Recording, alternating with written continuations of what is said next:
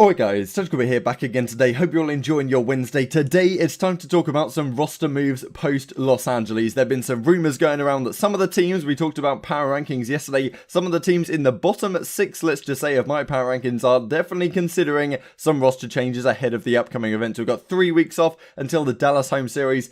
There's also some rumours due to this whole COVID-19 stuff that maybe some of the events may be at risk, right? But, we'll go into that more likely tomorrow. Today, I wanted to focus on these potential roster changes because, of course, some teams are in an interesting predicament. The meta right now is very unexpected, and I think a lot of these rumoured changes we're seeing come out of the fact that this meta, this 4SMG 1AR meta on most maps, is unexpected to a lot of teams. One of the reasons I think why FaZe is doing so well, and I think to catch up, teams are thinking, wow, we need to get some more pace into our team. We need to inject some more pace. We can't be playing a very staggered game like some teams still seem to be. Let's hop into it. Like if you guys enjoy, subscribe if you're new as always, I would greatly appreciate it. First of all, Toronto Ultra, when they do hold their home series, I think it's a long way away now, maybe it's June time, but they do say that they will stream and cast their open bracket stuff, so hopefully the challenger side of things will be casted more often in future events. Thanks to Dashy for pointing this out to me here on Twitter.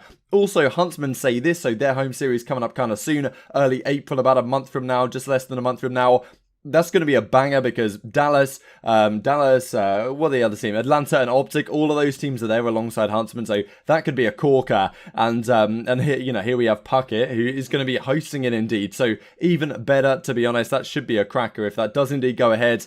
And as Adam Apicella says here in relation to that event, awesome working. So he's obviously formerly MLG, now the esports engine. They're working with Huntsman to put on a fantastic event, and I'm sure it will be superb. 7,000 tickets already sold. As we say, this should be a cracking event. Hopefully everything goes ahead as planned and we don't see any more disruption, because that could be the best event of the year so far.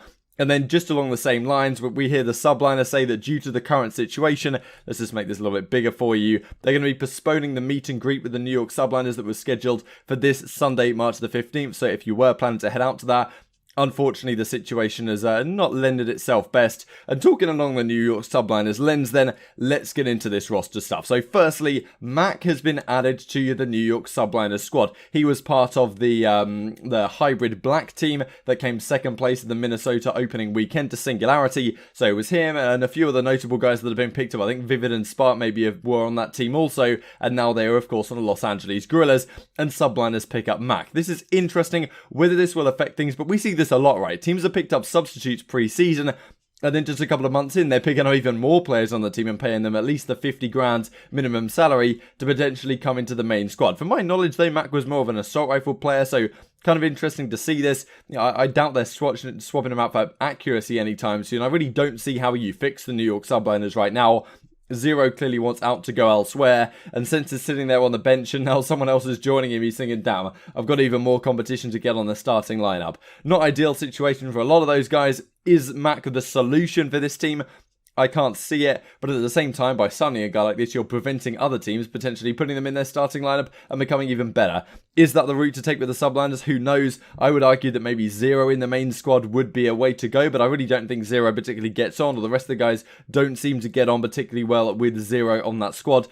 So I imagine he will be going elsewhere, and we can talk about exactly where that might be in coming minutes here. So then we have this. So into Call of Duty, Crone over there just says, following the LA event, enable Zero Saints Lace for an edge, all an Aches, all a bench will hopefully see some trades during the 3-week break. Can also confirm that Royal Ravens are attempting to make a roster change involving Rated. Very, very interesting. So just as a taste really of how well these substitutes did, as Lando says here on Twitter, Panda 0.96, Ferro 0.94. On the whole, they played kind of well, but the Los Angeles guys, obviously, they only played 2 series, so not great and happy. I think they played 2 series as well. So not great stuff, but of course, none of the substitutes came in and just took over the scene, right? Which means that I'm sure a lot of teams are considering changes here.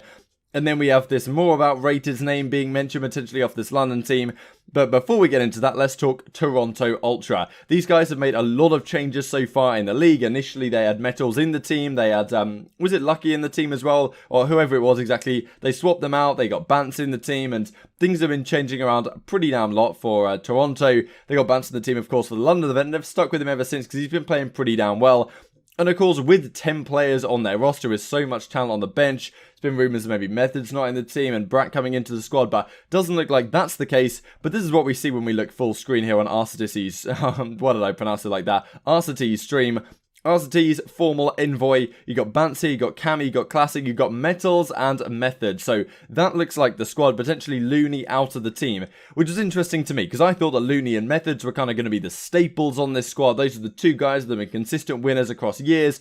You're going to bring in some other guys and just see what else fits with that roster. However, Loony really hasn't been performing up to the standard we kind of expect of him. Typically, Loony might be a 0.95, 0.9 KD player, but sometimes he'll have a, great tournament, he'll go off, he'll take over a map or whatever. We saw it quite often throughout his career, and not only was he like an IGL type figure, but he also did slay out pretty damn decently a lot of the time. This season hasn't performed up to the same degree, so I can understand why they're subbing him out here. Apparently, maybe he had some difficulties with Methodz in the team initially in terms of communication and language and stuff like that, because Methodz is Spanish, of course, so maybe apparently there were some communication issues going on at the time. So maybe the rest of the team was kind of fine with it and it was Loony that was having issues, so they've decided maybe for now to make this change. It's an interesting one. Does this improve the squad? I'm not really sure it makes a massive difference. The problem with Toronto really is that they have a lot of players on their bench, but are you ever going to get a concoction of those 10 players, which is going to be like a top 4 team in the game? I kind of doubt it. I mean, Classic has been great. You need performances out of Methodz, and maybe Methodz can make this work here, because Bance and Cammy have been pretty solid, and when these three guys have great maps on the SMGs, they are a very, very solid squad indeed. And of course, bringing Methodz in does make this team even more fast-paced, with Methodz as your kind of slower assault rifle. So I guess it makes sense in terms of a roster move in reference to the meta, which we'll talk about when we talk about the London rumored change in just a second here. Does this make him super, super good? I don't think so, but then again, what other changes are you going to make which is going to make this team super good? You could talk about Brack, but as I say, in the current meta, you've got to go SMG heavy, and maybe you've got Kleenex sitting there as well on the bench with the opportunity coming ahead of him. But right now, it's not Loony onto the bench, it looks like. And then we have the Royal Ravens rumor, which just came out a few minutes ago. I think I heard about this yesterday. Supposedly, Nasty to replace Rated. Now, if you don't know of Nasty, if you follow the European amateur scene at all, you may well have heard of this guy over the last couple of years. Team War just won the Challengers event over in Paris a couple of weeks ago. They ended up beating out Singularity. And here he is, Byron Nasty, with Dave Denzer, PT, and Steve Vortex. Now, he's a pretty damn fast-paced SMG player. And let's think to what the meta is sitting at right now. I think a lot of teams, especially when we look at, so this is also what Nasty said just before I get into that. So he says, Call of Duty player for ? I'm not sure if this bio has been changed, given that it's possible that it never said Team War to begin with, given he only joined that roster very recently. Maybe he forgot to update it, but it's also possible that he did join Team War, had it in his bio, and then took it out. I couldn't really find anything either way. So if you guys aren't sure, maybe leave some thoughts down in the comment section below. So this is all the rosters right now, and these are the ones that I can imagine making changes. So of course, FaZe, Huntsman, Empire, Rocket, OpTic Gaming, Paris, those guys are unlikely to make changes, especially the majority of them. And pretty interesting, like alphabetically here, I guess, is the order that I had them ranked in for my top 6 yesterday.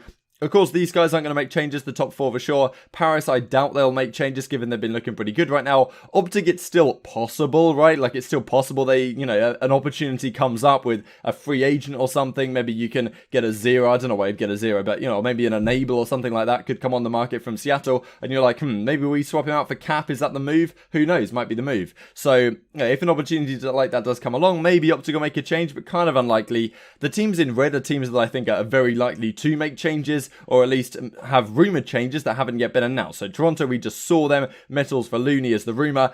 London, we're hearing that Nasty, not even on the sub bench, because the point is here, look how they've set up their team. You've got Rated and Whiskin, 2 ARs, you've got Scraps, you can kind of be a flex, and then Dylan and Jerd, 2 SMGs. In terms of making a squad at the start of the season, that seems to make sense, and Florida Mutineers gone for a similar thing. You've got Skies and Morks, 2 ARs, you've got Frosty, more of a flex, and then Pristini and Havoc as your 2 SMGs. So in terms of organising a team, these teams make sense. However, you look at FaZe and you're like, what the hell's happening here? We've got, 2, I guess, Priester, Celium, and Maniac can kind of all flex, but Abizi and Sib are super fast-paced. Priester probably prefers playing at a very fast pace, as does Celium. A Major Maniac can kind of just chill. And you're looking at this team thinking, damn, what meta have they created this team for? Turns out they got it spot on the money, right? So Royal Ravens are now thinking, well, we got Shawnee and Maka on the bench, but these guys are assault rifle players throughout history. Like, what are we going to swap them out for? Going to swap Maka or Shawnee for Rated? Like, that's not going to improve the team. We have to inject some more pace into the veins. And Whiskin, of course, been playing, and tomorrow I'll talk about who's the best player in the game right now. Whiskin arguably right up there as one of the best SMG, or one of the best assault rifles, in the entire game. He has a ridiculous KD. I think it's the best KD in the entire league right now. He's holding like a 1.4 or something absolutely outrageous. So if there's an assault rifle to get rid of, it's got to be Rated. I think he's been playing fine, to be honest. But, you know, if you want to become one of the best teams in the game, maybe this is a change you do indeed have to make. And I think Mutineers may well be in a similar boat here, given that you've got Morks and Skies on the team. Skies has been dropping 1.2s, Morks has been dropping, you know, negative, because he's got to use an SMG he's not comfortable with. Now you've got Pharaoh in the squad. I imagine you try and get Pristini back in the main squad if he can get his, you know, health issues and whatever sorted out. Get him back in the squad for Morks. That's a change I expect to happen kind of soon, because I don't see this team winning a championship until you have that more injection of pace. And Morks right now on an SMG, to be honest, he's kind of a liability, and Skies is just a better assault rifle, I think, right now. So Subliners in a similar boat. Like, of course, Zero's out the team, Happy's in the team. As I say, I can't imagine that being a long-term solution. I think it has to be a change. Now, when these changes do get confirmed, if the Royal Ravens one does get confirmed, I'll probably talk about this in some more detail, because it's a pretty interesting decision, right? But it does align this squad more like what FaZe are looking like. You've got Scraps as a flex, then you've got Dylan, Jerd, and Nasty. You can all run the SMGs, switching things up as and when they need to, unlike an Azir Cave. But maybe you just straight up ban Azir Cave, and you just play at a crazy fast pace. Rated's teams have kind of always been known for playing at a bit of a slower pace, right? So fair enough. Then you've got Ultra looking to make a change, and these two teams I've kind of highlighted in this yellowy orange are teams that are not sure they'll make a change, but it's definitely potentially on the cards going forwards, because Seattle Surge enables out the team, Pandas in the team. As we talked with Subliners, is this the long-term solution? Potentially, it looks like Enable is considering to go out the squad. You got Zero sitting on the bench of the Subliners. Who knows whether Surge are thinking, yeah, maybe Zero's a guy who could come into the team. Exactly for who knows. But, you know, Zero can play a fast-paced SMG, as we saw him do on that FaZe Clan team quite a lot of times last season as well. And then you've got the Gorilla squad. Of course, Ake's out the team. Vivid, Spud, and Blast now in the starting lineup. But there has been some talk about, look, Aches is the master finesser. He hasn't really talked about this on stream, but of course, given the Gorillas had a poor result at their home series alongside OpTic Gaming Los Angeles, they had a pretty tragic weekend. They got reverse sweeped by OpTic Gaming, and then they got 3-0 absolutely battered by the Seattle Surge.